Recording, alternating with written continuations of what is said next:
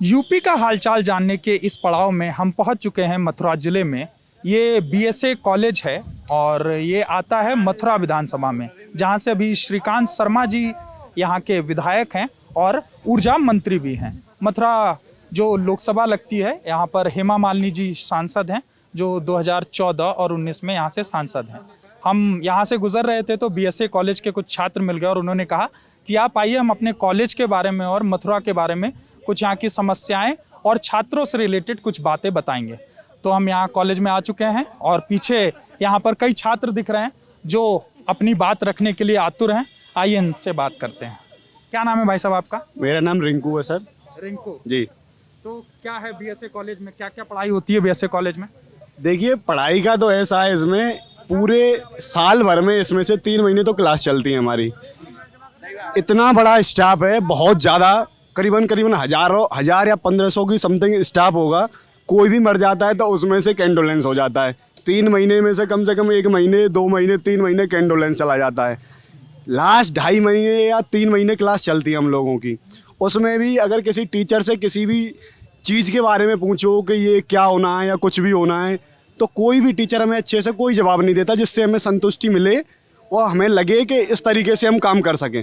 किसी भी रिगार्डिंग पूछें उन लोगों से। आप इस कॉलेज में क्या पढ़ाई कर रहे हैं? मैं सर बीएससी मेरी इस साल फाइनल हो गई है। अब मैं आगे लॉ करूँगा इससे। तो इसी कॉलेज से लॉ करेंगे? जी। अच्छा, तो लॉ करने के बाद क्या प्लान है आपका? लॉ के बाद सर वो कचहरी पे बैठेंगे, प्रैक्टिस करेंगे, अपना जो भी थोड़ा बहुत होगा देखेंगे जैसे भी। अच्छा, तो मतलब प्रैक्टिस करेंगे, उसके लॉ में जाने का कुछ और उद्देश्य तो होगा, किस लिए जा रहे हैं? उद्देश्य है, इससे क्या है, थोड़ा सा वहाँ बैठेंगे। अब रोजगार तो तुम्हें पता है कैसा चल रहा है योगी सरकार में और मोदी सरकार में। 4 साल से कोई भर्ती नहीं आई है। अब प्रधानों के सहायकों की भर्ती निकाली है, वो सिर्फ चुनाव में गिनाने के लिए निकाली है। अच्छा, हाँ जी। उसमें क्या है, 6000 रुपये तनख्वाह। 6000 से हमसे ज़्यादा तो फिर हम बीएससी करके उस सहायक बने तो बेलदान न बन जाए। 9000 कमा के 10,000 कमा के लेके आएंगे हम। अब वो 6000 लेने से वहाँ क्या फ़ायदा? तो ये सब यही चल रहा है। मतलब रोजगार तो बिल्कुल खत्म कर दिया योगी सरकार ने। क्या नाम है भाई साहब? मेरा नाम कुलदीप पचौरी भाई। अच्छा, कुलदीप जी, क्या पढ़ाई कर रहे हैं आप? LLB चल रही है भाई मेरी। LLB कौन सा ईयर है?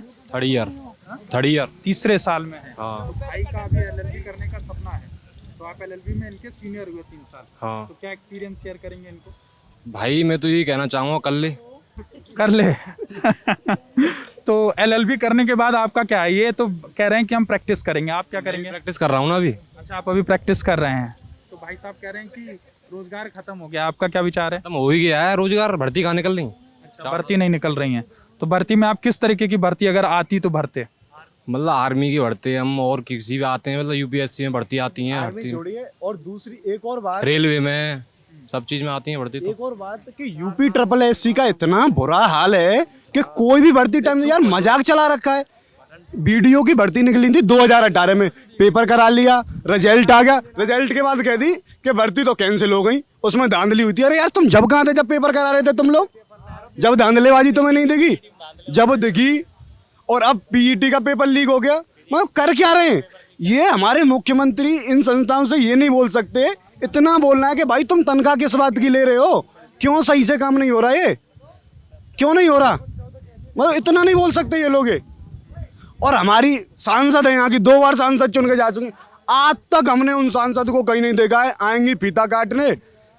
अभी कुछ दिन पहले भैंसे में आई एक सड़क का उद्घाटन करने, तो वहाँ के लोगों ने बोला कि यहाँ पे पानी की बड़ी समस्या है। तो सांसद बोलती हैं, जब भगवान श्री कृष्ण पानी की यहाँ पे व्यवस्था नहीं कर पाए तो मैं क्या कर दूंगी? देखो कितना बेहुदा और जवाब है। कोई ये जवाब है भगवान श्री कृष्ण? ये क्या तरीका है? और यहाँ पे कभी भी सांसद 2 बार चुन के वो यहाँ से जा चुके हैं, कोई मतलब नहीं है। श्रीकांत शर्मा जी, अब क्या ही बताएं उनके बारे में तो आपको। क्या आप बताइए, एकदम खुल के बताइए दर्शकों को। लिस्ट बना रखी है पूरी, राधा वैली खरीद के पटक ली पूरे रिश्तेदारों ने उनके ने। काहे की लिस्ट बना रखी है?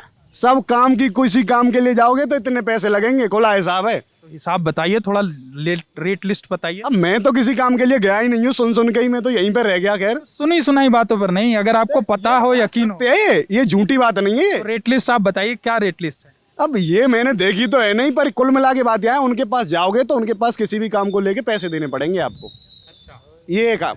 और आज तक कोई भी मथुरा वृंदावन विधानसभा में केंद्र से कोई काम हुआ तो हुआ हो, मुख्यमंत्री होते हुए भी, वो मंत्री होते हुए, विधायक होते हुए, उनने कोई काम ऐसा नहीं किया जहां तुम्हें उनका कुछ दिख जाए। भाई जी आपने इंडियन आर्मी की टी शर्ट पहनाई रखी है, आप कुछ बता भी रहे थे, क्या बता रहे थे आप? 4 साल हो गए घर के। ये आपका पहले ये जो शेव है किस स्टाइल में, ये बताइए, बहुत अच्छा लग रहा है। अभिनंदन। अभिनंदन जी, अच्छा तो क्या आप बताइए तो अभिनंदन जी से आप किस तरीके से इंस्पायर हैं? 4 साल हो गए, भर्ती हो गई, सिलेक्शन भी हो गया, मेडिकल हो गया, फिजिकल भी हो गया, लेकिन 6 महीने हो गए अभी तक रिटर्न का कोई पता ही नहीं है, कब होगा कब नहीं होगा।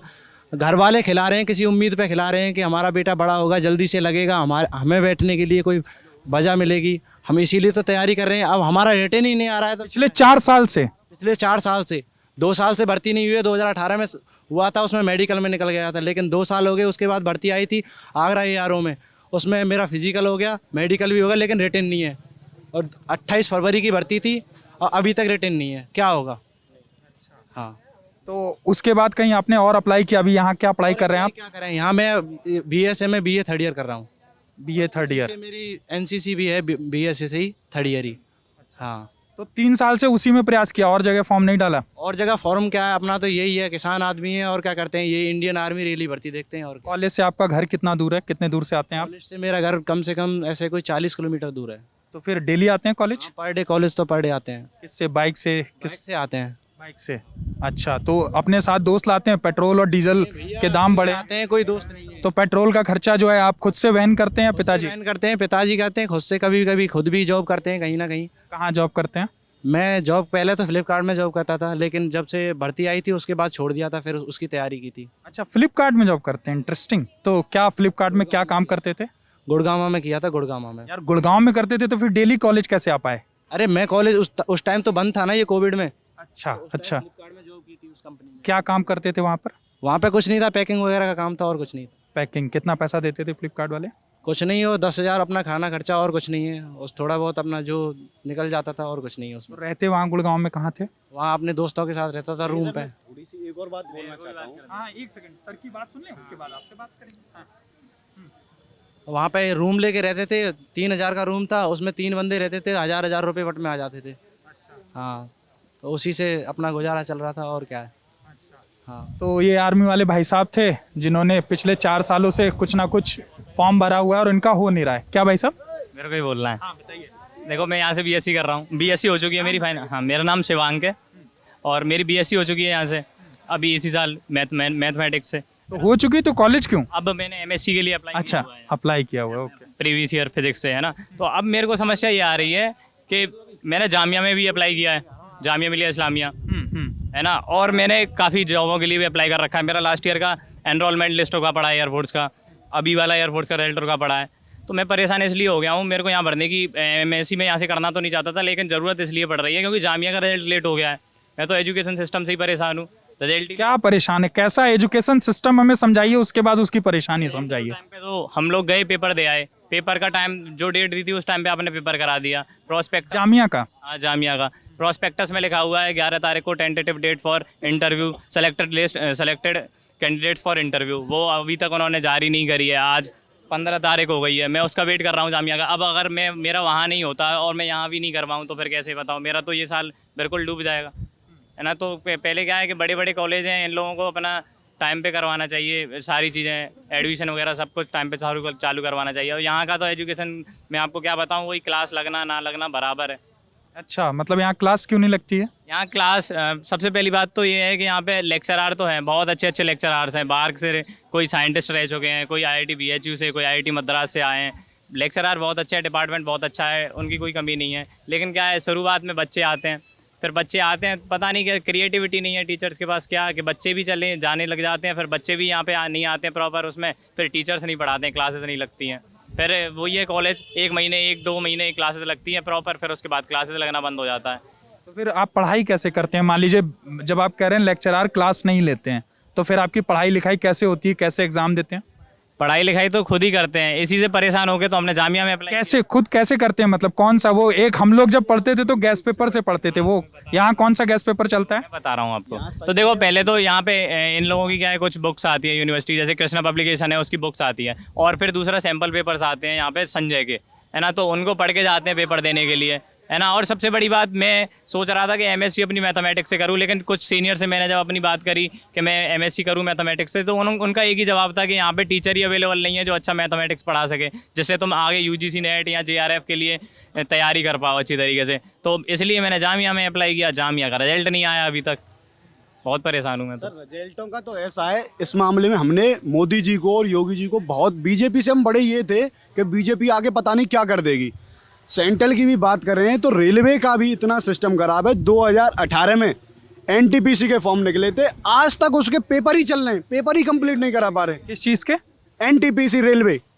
तो आपने फॉर्म भरा था उसमें? मैंने फॉर्म भरा था खुद। मतलब हम बीएससी करे कराए बच्चे ग्रुप डी तक का फॉर्म भरते हैं, उसके भी पेपर आज तक कंप्लीट नहीं हो पा रहे हैं। हमने 400 रुपये फीस भरी, इतना पैसा इकट्ठा हो जाता है, सब कुछ हो जाता है। जब इतना पैसा तुम हमसे लेते हो तो उसमें क्यों तुम, अगर आदमियों की कमी है पेपर कराने के लिए, जगह की कमी है, तो उसका इंतजाम करो ना।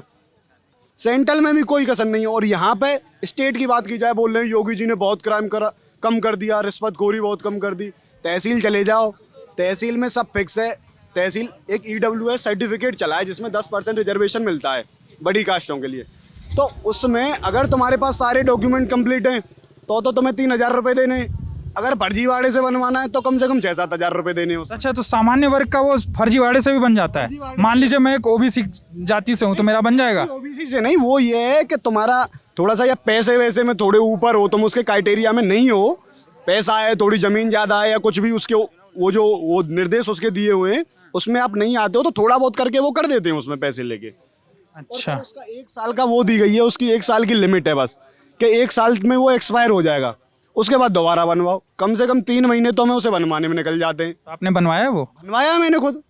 कितना पैसा दिया आपने? 3,000 रुपये दिए मैंने, 2 बार बनवा चुका हूँ। इतना परेशान हो गया हूँ, तीसरी बार तो मैं अप्लाई करने भी सोचा था, गया ही नहीं हूँ मैं। अच्छा, तो ये बताइए जो EWS वाला आया था तो उससे कुछ आपको लगता है कि फ़ायदा है सामान्य वर्ग के छात्रों के लिए?